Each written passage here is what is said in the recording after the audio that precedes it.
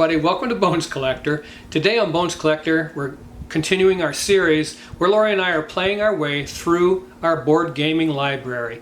So we're going to play a couple of games, 2 or 3 games each week, and make a video about it and pass it on to you, and I hope you enjoy them. Hey everybody, welcome to Bones Collector. Lori and I just got done playing Manhattan Project Energy Empire. Manhattan Project Energy Empire came out in 2016. It's a 1 to 5 player game. It can be played in an hour, 2 player, which we just got done doing. It's a worker placement game, dice rolling, economic, global impact with pollution type of game. It's absolutely fantastic. And this game, when it came out in 2016, we picked it up right away.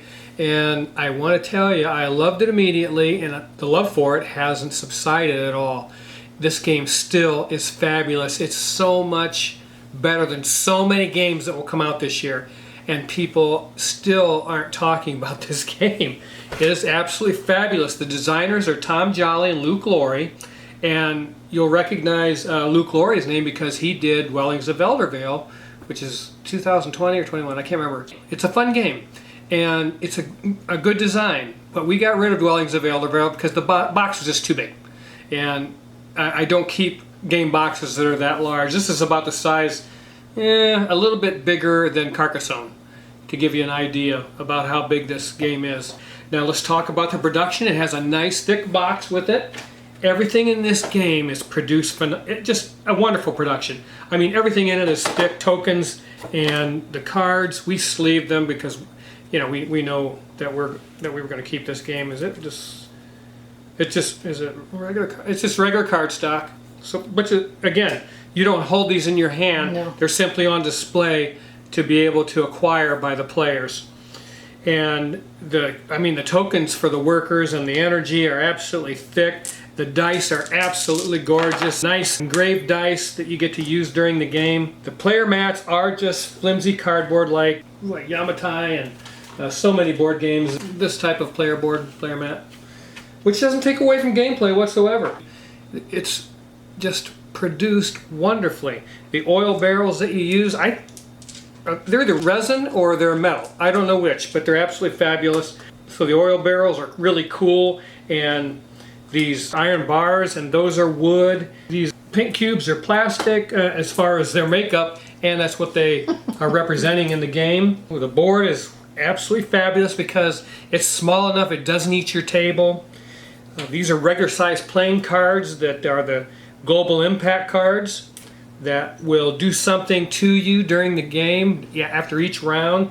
And then you have a bunch of pollution that's going to be stacked on the board, and these pollution tokens will be on here, and after you empty all of them off, that triggers the end of the game. This board is absolutely wonderful. And again, the production of the game, rule book's very good, the production of the game is fantastic, and it's Minion Games.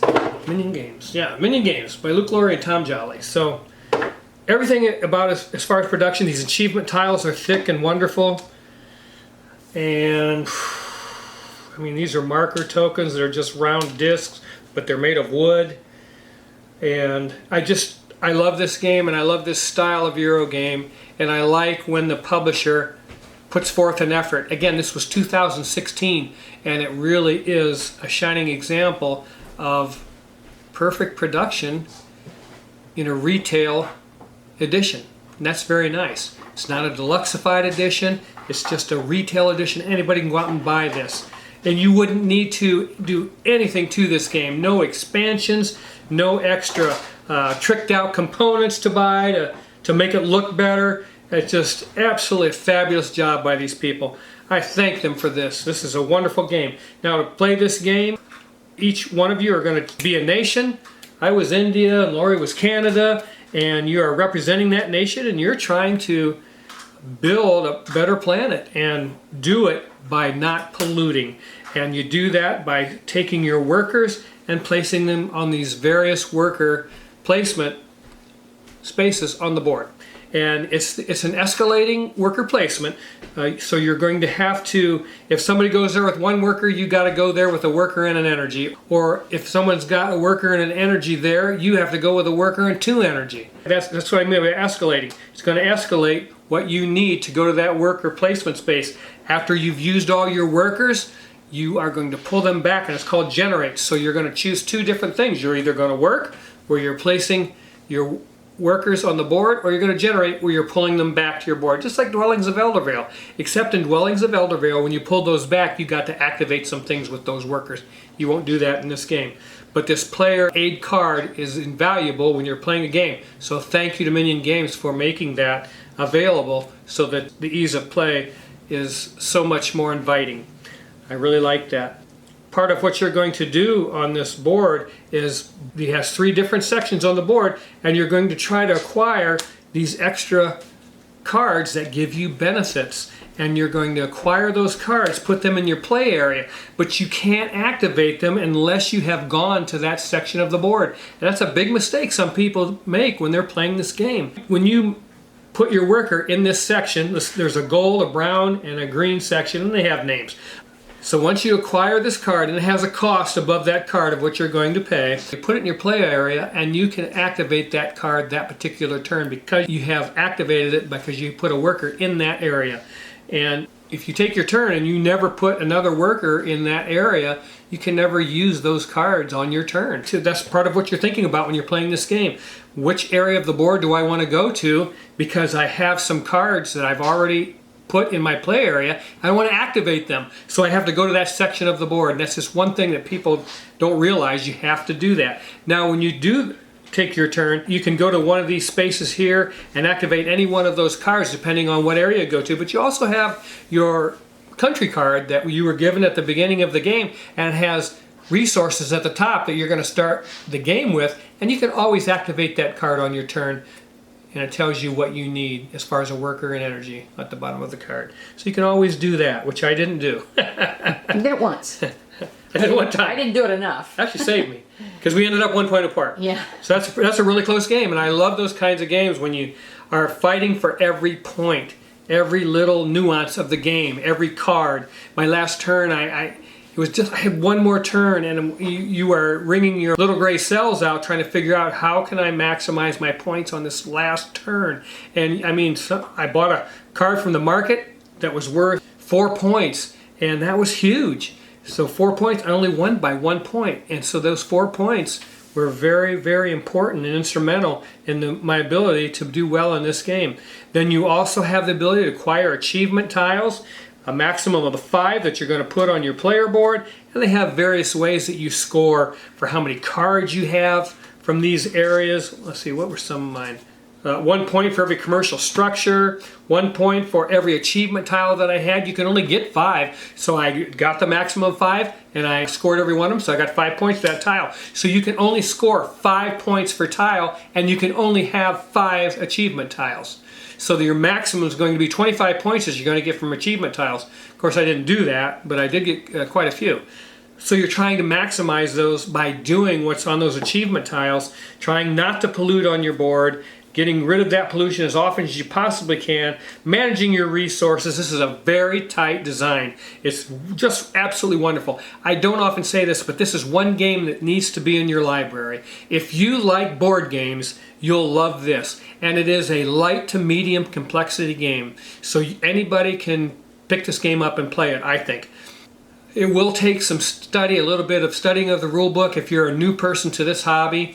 But this game is for everyone, and the theme is fantastic because of the pollution theme. Of course, we're trying to fight pollution every day on this planet. Lori and I used to have a game by Vita Lacerda called CO2 Second Chance. I love the theme of that game, and that game was fantastic. It was a lot more complex. Probably the brain burniest game. I don't know if I've ever played a game harder than that one. Do you think? I mean, we played it cooperatively, and that game, I tell you, it beat us to death until I was tired when I got done.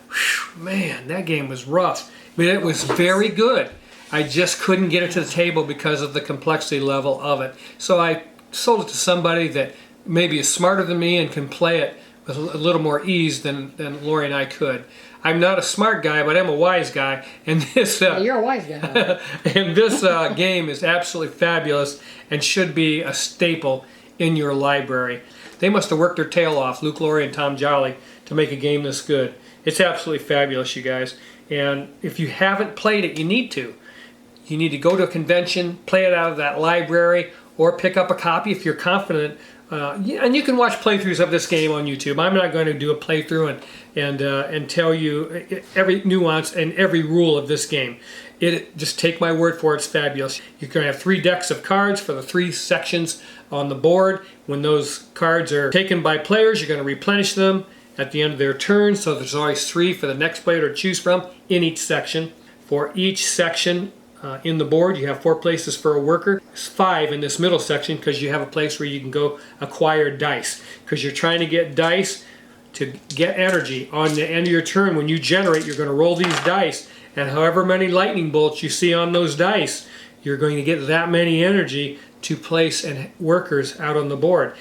But you are going to pollute with some of these dice, and this yellow one is one that gives you nuclear pollution if that's the highest die you roll. So on every die face there's going to be a number, and there's going to be lightning bolts. The lightning bolts represent how many energy you get, these energy tokens, to place on your next turn, and the number is just the number value on that particular die face that you rolled. And the one with the highest die face is the one that's going to pollute. The blue and the green do not pollute. So you want to get those dice, those blue and green dice, but they don't have as much energy as the yellow and the brown and the black. The yellow and the black you would purchase. The brown is temporary oil dice that you can trade oil barrels for.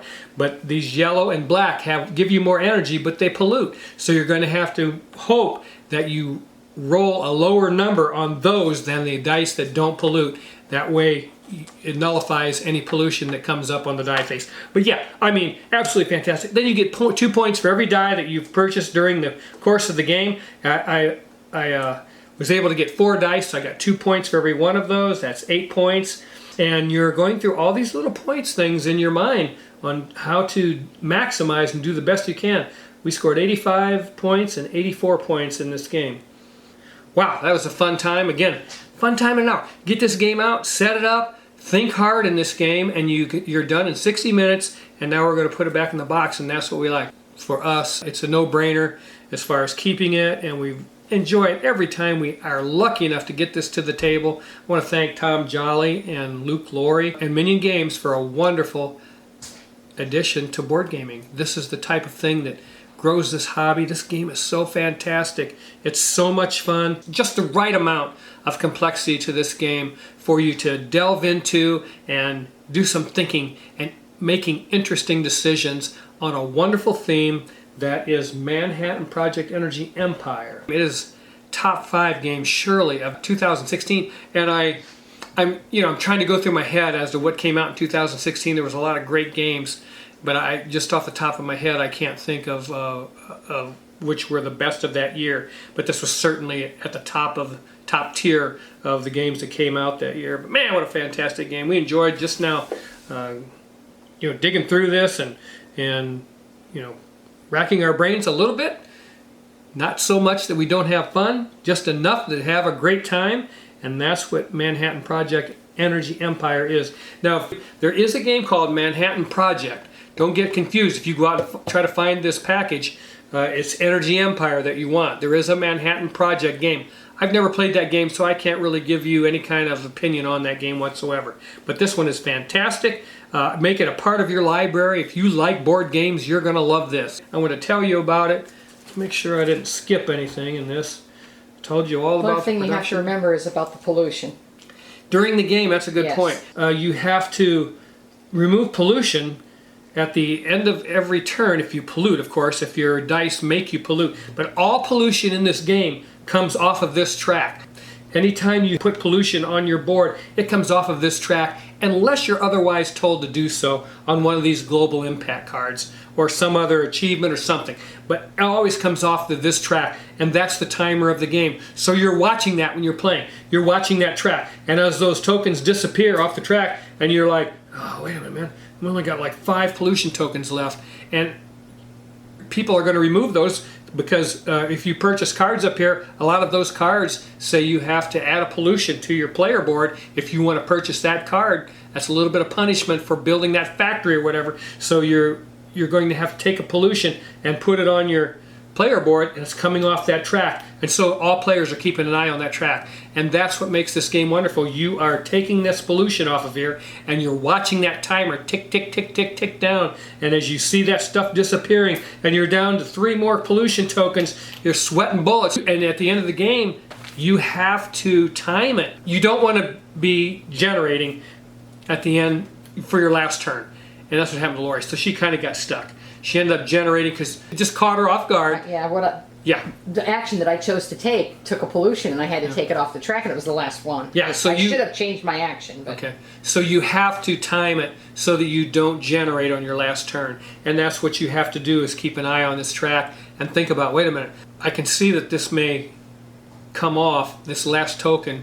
I don't want to get caught having to generate. So I have workers left, but right now I'm going to generate on this turn, just in case someone triggers that end game on this last round. So if someone's going to trigger that end game, I'm going to get caught with my pants down. I don't want to do that. So I'm going to generate right now, and then when someone triggers the end of the game, you only get one more turn, and you can spend that one more turn putting out workers and doing some of your worker placement cards that you have for that particular area of the board and score some points on your last turn. So you have to kind of watch that in this game. But so much fun, so many interesting decisions to make, so much to watch in this board. I mean, it is absolutely fabulous. This is is a medium? Yeah, I don't know what you think, even for hobbyists. I was just reading on Board Game Geek, and Luke Laurie said it takes him 70 minutes at 2 players. So. Yeah, we're smarter than he is. But most of the game. people on here that are complaining about the game, the mistake they make is not taking that pollution off the board when you should. And that makes the game go too long, and then you're like, why is this game taking so long? You do. You have to take all pollution off this track. It's a mistake that we made. Oh yeah. We made it. We finally put the excess pollution like off the board. Yeah. Make sure to remove the pollution and get it away from you so you don't mess with that extra pollution. Always take the pollution off the board unless the game instructs you specifically to take it from the supply. It will say take the pollution from the supply. If it doesn't say that, it has to come off this track. And you have to take it off of there. That's the timer of the game. And if you don't, the game goes too long and you're like, this game is not right. Yeah, and we did that the last time. And so, yeah. Hey, I don't know. I guess that's all I have to say about Manhattan Project Energy Empire. I'm in love with this game. It's one of those games that every time I play it, I'm so thankful that I have it in my library. I love every one of you guys. Thanks for watching. Keep on board gaming, because the best hobby on the planet because of games like Manhattan Project Energy Empire by Luke Laurie and Tom Jolly came out in 2016. I'll see you the next time on The Bones Collector. Bye-bye. Hey everybody, welcome to Bones Collector, and tonight Lori and I just got done playing Ginkgopolis by Xavier Georges. I think that's the way you say his name, Xavier Georges. We're going to say that it is. And Ginkgopolis came out in 2012. It's a 1 to 5 player game, so it has a solo variant in it. It's an area majority, area influence game. There's a little bit of an engine builder going on here with multi-use cards, and there's simultaneous action selection. So let's talk a little bit about the physical production of the game. This box is, it's a pretty light box, but it's not holding a bunch of heavy things. There is a lot in the box with the tiles and the cards and everything, so it's adequate box for what you're getting here. And this is a second print run. I think there was the original print run, of course, in 2012, and Lori and I played this game at a convention and really liked it, so we wanted to get a copy. But the card stock is all linen cards. We sleeved them because we're going to keep this game.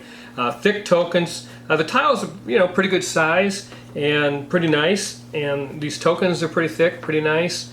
You have point tokens and these little wooden cranes and wooden hex markers that you're going to use to populate this city that you're building in Ginkgopolis. And you got these player screens that you're going to use to hide some of the stuff that you have, because you don't really want people to know what you have as far as tiles and influence markers. And that's about it. These little containers do not come with the game. We got these at like dollar store or something, but we keep them in the game, you know, because they hold those tokens, those cardboard tokens, real nice, the point tokens and stuff. Now, as I said, we played this at a convention and liked it, and it was very difficult to find at the time. And then there was a reprint, and we were able to pick up a copy, and we've been enjoying it ever since. I really like this game. Now, Xavier Georges is a designer that of some reputation. He has done a lot of really nice games. Troyes, he assisted on Troyes, and that's one of our favorite games. We really, really love that. Royal Palace, if you've played that. Carson City, Black Angel, and Carnegie is his new game from 2022. So he's a very good board game designer, and we enjoy most of his designs. I mean, we play them and we enjoy them. We really, like I say, really love Troyes and Royal Palace. We had that for a while, but that wasn't didn't really perform that well at 2, so we decided to let that one go. But in this game, you are building up, as you can see. It's a tile laying game where you have a choice of what to do with your cards. There's 3 different actions you can take, or 3 different things you can do with your cards, and this very handy player screen goes across and tells you if you exploit, you're going to do these things. If you are urbanizing, you're going to do these things. If you are building, you're going to do these things. So you just got to follow your player screen right across the way. That helps you in this game, especially when you're learning it. And after a while, you don't even have to look. But yeah, it tells you, you know, you're going to take your bonuses. You have to remember to take your bonuses and stuff from your engine that you're building here in front of you. So it's a very helpful player screen. I also didn't talk about these couple of tokens that you get, and it has a picture of a hand and some cards on it. And if you don't like the hand of cards that you have, you can turn that in and get a new hand of cards. You get 2 of them for the game. If you save them to the end of the game, they're worth 2 points. And the winner of the game is the one with the most points, obviously, at the end of the game. But in this game, again, you're going to have a hand of cards. You're going to choose one of those 3 actions to take, and you can build in this city. You can, and as you can see in this example here, you can build up as high as you want to, as long as you have a marker for each level of tiles that you have in that particular space. So if it's 4 high, you have to have 4 markers to go there. And then you put one of these cranes, wooden cranes on there to signify you just built that. You can also urbanize, so you're going to build out, and that's what's called urbanization, as you would, you know, thematically ties right in, and you're going to spread this out a little bit by putting tiles down and urbanizing. Or you can use your cards to exploit, and exploit allows you to gather resources. So that's the 3 things that you can do in this game. And then once you've done that particular action, you've decided what to do that, and you players select to do those things simultaneously. Put your cards down on the table, and then the first player, whoever has this card, you give this back and forth, is going to take their turn, and so on. And then once you take that action, you have to remember that you have a little engine builder here going in front of you, and it gives you starter cards to begin the game. If you want to do that, you can draft them, but it gives you some preset starter sets if you want to go that route, which we do. We usually just take them, one of those sets, and start the game. But on the bottom of each of these cards tells you what kind of benefits you're going to get once that card goes into your tableau. So as you can see, your tableau is going to get larger and larger, and this is what my tableau looked like. So I had, every time I urbanized, I got 1, 2, 3, 4, 5, these 6 benefits. Every time I built, I got these 2 benefits. Every time I exploited, I got these 2 benefits. And you have to remember to do that at the end of your turn, because you're busy out here studying the board and making a move that's going to help you score influence and area majority points at the end of the game. And after the end of your turn, you have to remember to do that. And then there's also cards that give you end game scoring bonuses. And those are really helpful. You got to watch for those, because you can score a lot of points with those in certain ways. So pretty cool. Now, as the game in each round, this is not a game you want with cats, because get out here, Gravy. Because all these little pieces, and he'd just take one swipe and send them flying. He'd love to do that right now. And he carries them around with him. He takes them with him. Yeah. He goes. So, what was I? Oh, okay. So we're going to play through a round with the hand of cards that you have, because you're going to have 1 card for each tile of this starter city, which would be 3, 6, 9 cards, right? And you have 4 cards in your hand, and then once that deck is depleted, anything with a crane on it that was urbanized or built those cards are going to come out of these 3 decks and go into that deck of cards, and you're going to start a new round. And you'll do that every time. At the beginning of the game, of course, you're going to have maybe a couple cards that you're going to add in the first round, and then as the rounds go on, you're going to have quite a few cards that you have to put in the deck because a lot was urbanized and built. So that's the way that works. And then once the tiles run out of the bag, you're going to, that's the end game trigger, and you'll start ending the game at that point. And there's some things you have to do once that happens. You put some tiles back in the bag, you can choose to do that, and you get a point for each one and so forth. And then the next time the tiles run out, the game's over.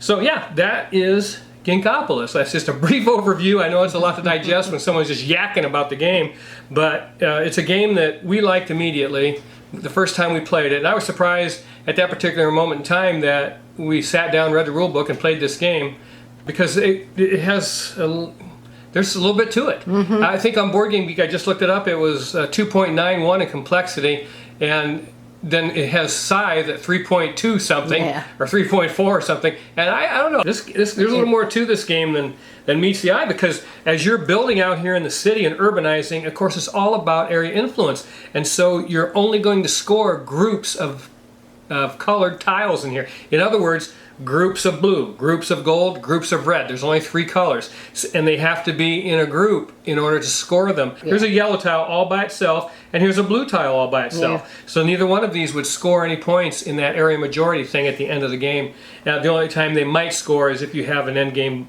bonus that gives you something to do with those tiles. But yeah, so you're thinking about how to build and urbanize to best get your majority of your markers in those color groups. And you can displace other people's markers, which we did, both of us. I mean, you're going to do that. And when you do that, they get their markers back, which is sometimes a good thing. And then you get a point for every one that was returned to you also. So you get some compensation. But you're thinking about how to develop those majorities out here in the city in order to get the points at the end of the game. And you can also change tile colors.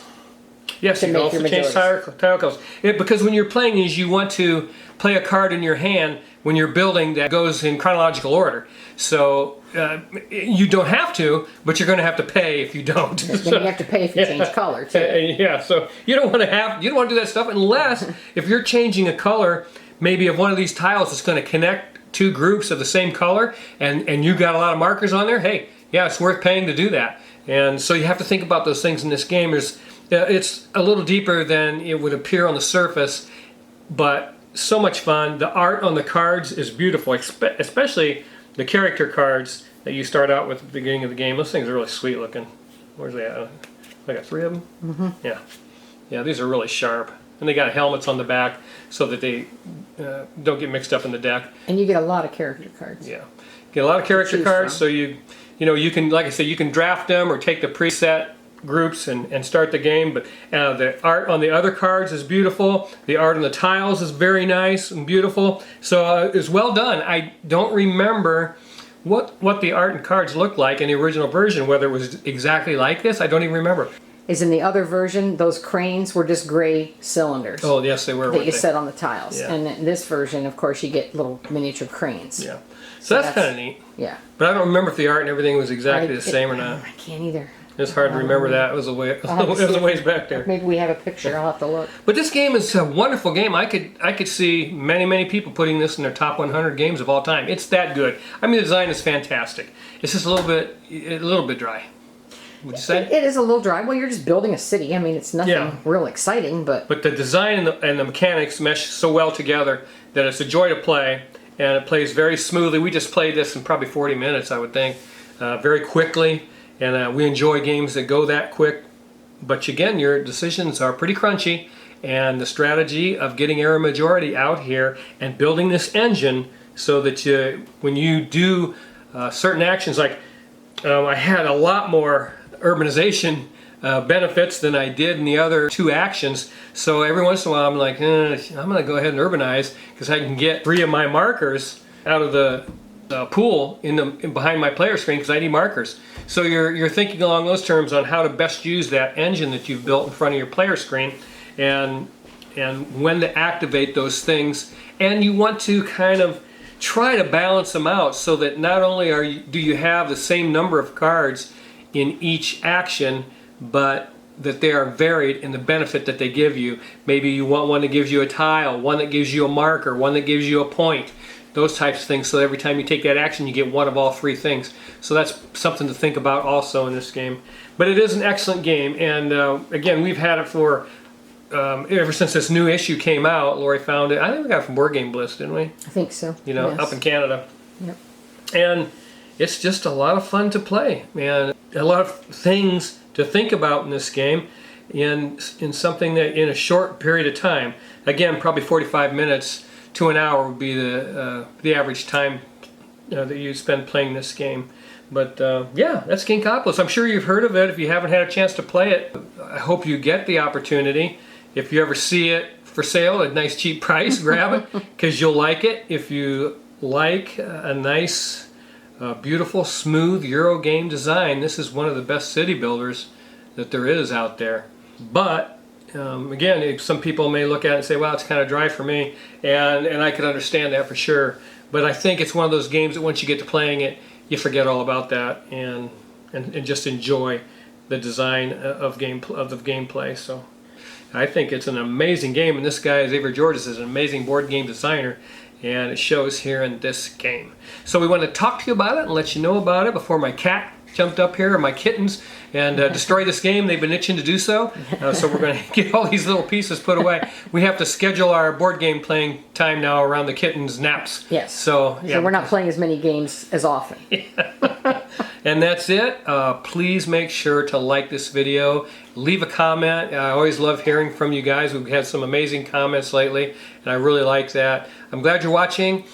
Please subscribe, and we will see you the next time on The Bones Collector. And remember, board gaming is the best hobby on the planet because of games like Ginkgopolis.